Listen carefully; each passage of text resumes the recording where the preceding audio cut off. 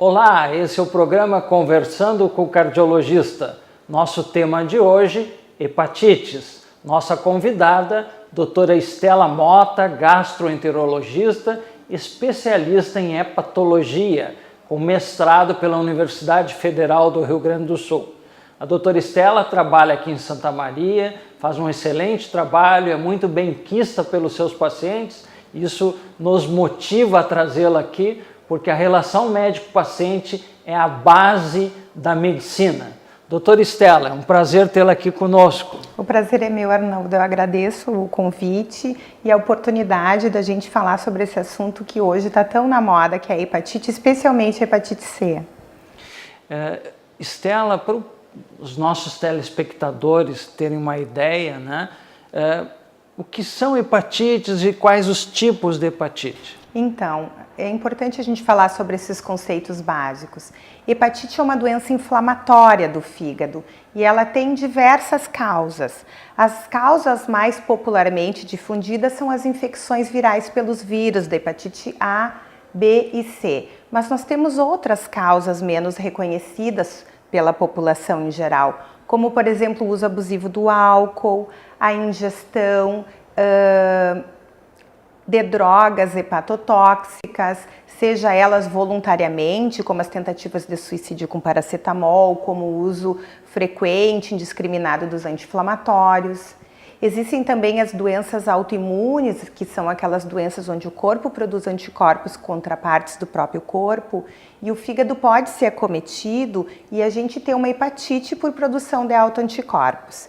E existem também doenças genéticas que podem determinar hepatites.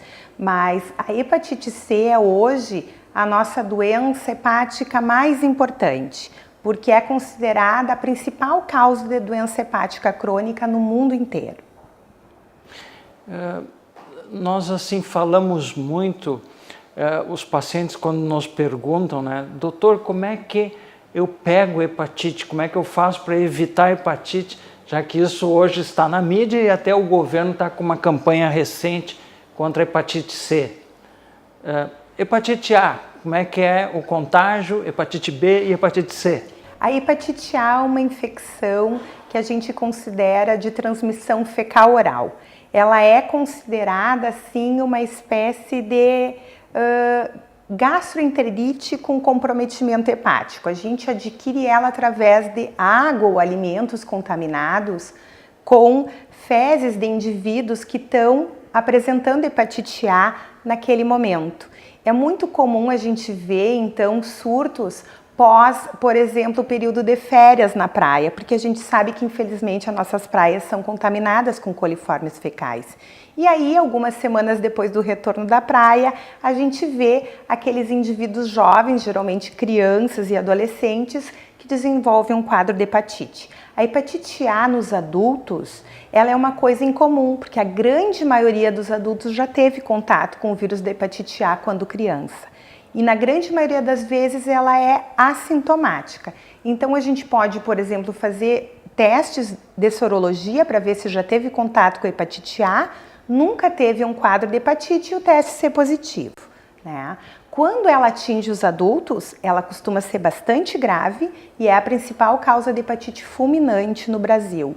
A hepatite B, ela já é considerada uma DST. Ela é de transmissão principalmente sexual, embora também pode haver o contágio por transmissão parenteral, que é através de sangue ou derivados do sangue, né? Então, ela está classificada junto das DSTs, assim como a AIDS, e a principal forma de contágio é o sexo sem proteção.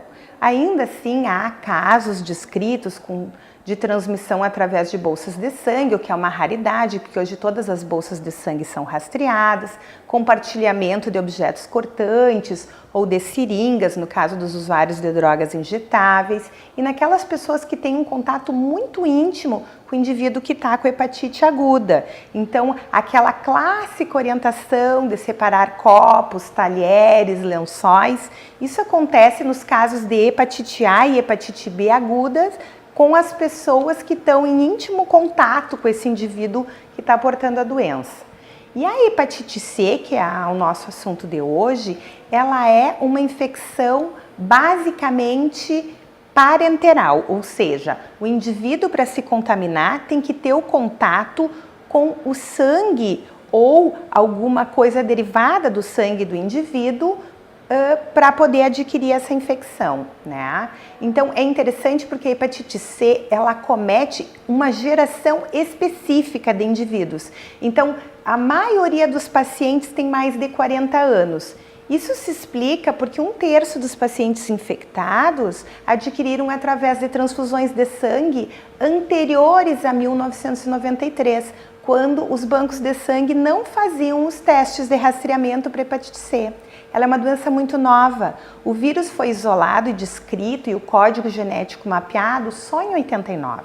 Então, pessoas que receberam sangue antes de 1993 devem procurar seus clínicos gerais e pedir a sorologia para hepatite C, porque hoje ela é uma doença curável, né?